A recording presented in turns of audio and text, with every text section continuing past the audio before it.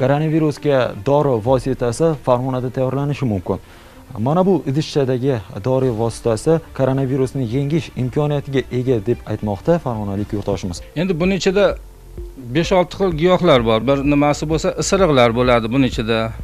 Moy chechaklar bor.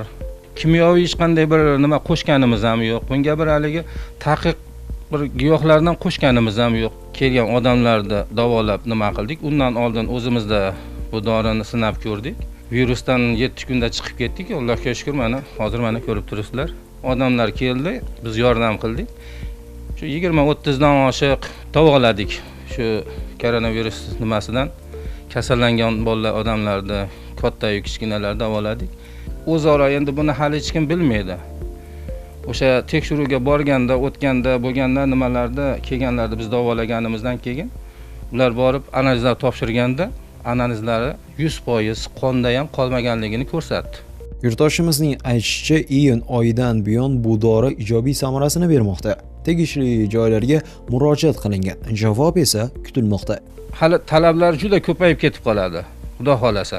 Men shunday deb o'ylayman.